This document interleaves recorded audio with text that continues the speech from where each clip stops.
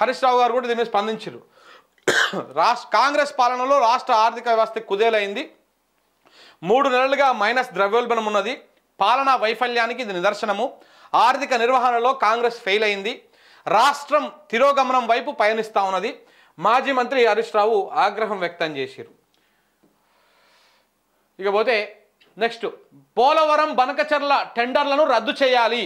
నిబంధనలు విభజన చట్టానికి విరుద్ధం. ఏపీ ముందుకెళ్లకుండా నిర్వహించాలి. సిడబ్ల్యూసికి రాష్ట్ర ప్రభుత్వం లేక ఇప్పుడు లేచి నిద్ర. ఇన్ని రోజులకు ఇప్పుడు లేస్తున్నారు నిద్ర. వాళ్ళు టెండర్లు పిలుచుకొని నీళ్ళు ఎత్తుకపోవడానికి వాళ్ళు ప్రయత్నాలు చేస్తూ ఉంటే అది చేయాలని చెప్పేసి సెంట్రల్ వాటర్ బోర్డ్ కమిషన్ అయితే ఉంటుందో దానికి లేఖలు రాస్తూ ఉన్నారు ఇప్పుడు రాష్ట్ర ప్రభుత్వం. అసలు లేఖలు ఇవన్నీ ఏమిటికి పనికొస్తాయండి? ముందు మీరు ఆ ఆదిత్యనాథ్ దాస్ను పీకేరు ఉద్యోగంలో వెళ్ళి ఉత్తమ్ కుమార్ రెడ్డి చేతుల్లోనే ఉంటుంది కదా.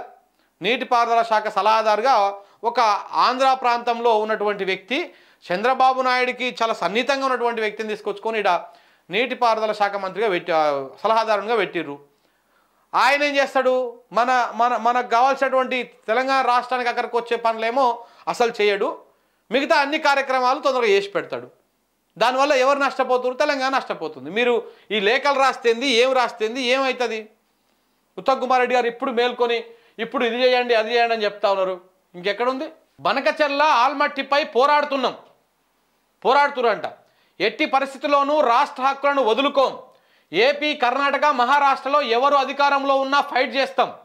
కేసీఆర్ 10 ఏళ్ల కాలంలో కాళేశ్వరం పేరుతో ఏ ప్రాజెక్టు పట్టించుకోలేదు. గడువులోగా దేవాదుల పూర్తి చేస్తామని వెల్లడి. ఇక మీరు ఇప్పుడు 2.5 ఏళ్ళు అయింది. మీరు 2 ఏళ్ళు అవుతుంది మీరు కూడా వచ్చి.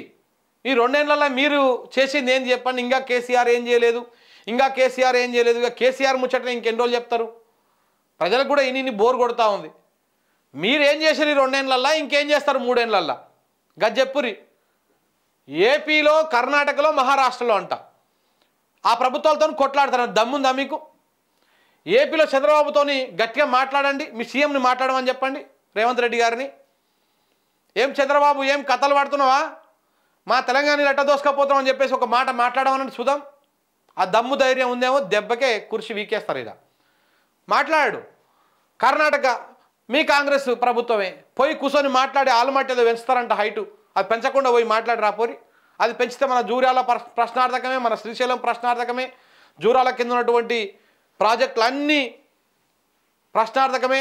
కల్వకుర్తి లిఫ్ట్ దాకా అన్నీ, నెట్టంపాడు, కోయిల్ సాగరు, అది ఇది అన్నీ ప్రశ్నార్థకంగానే మారిపోతాయి. ఆలుమట్టి హైట్ కూడా పెంచితే పోయి మాట్లాడి రాపోండి. మీకు నిజంగా రాష్ట్రం మీద ప్రేమ ఉంటే ఇక్కడ ఉట్టి పేపర్ స్టేట్మెంట్లు కాకుండా మహారాష్ట్ర పోండి. బీజేపీ ప్రభుత్వం ఉందా? బీజేపీ, శివసేన మనెవరు అనేది ఉన్నది. వాళ్ళందరూ కలిసేసి మాట్లాడి రాపోండి. అదేదో తెస్తాంటారు కదా 9 దగ్గర 150 మీటర్లకు తెస్తాము, మేము ఆడ కట్ట కడతాము అని చెప్పారు కదా. ఎటు పోయింది అది? కట్ట ఎక్కడ పోయింది? ఆ కాంట్రాక్ట్ ఎక్కడ పోయింది? ఈ వెలుగైన మన రాసే. ఇక రేపే పోతుర్రు మంత్రులు, మాట్లాడుతుర్రు. ఏది ముంగల పడదు. ఇది ఆల్రెడీ అయ్యిపోయింది కథ, ముచ్చటే ఒడిచిపోయింది. దేవాదుల పూర్తి చేస్తారంట. వీళ్ళు సమైక్య రాష్ట్రంలో ఉన్నప్పటి నుంచి చెప్తున్నటువంటి ముచ్చట అది. దేవాదులను పూర్తి చేస్తామని.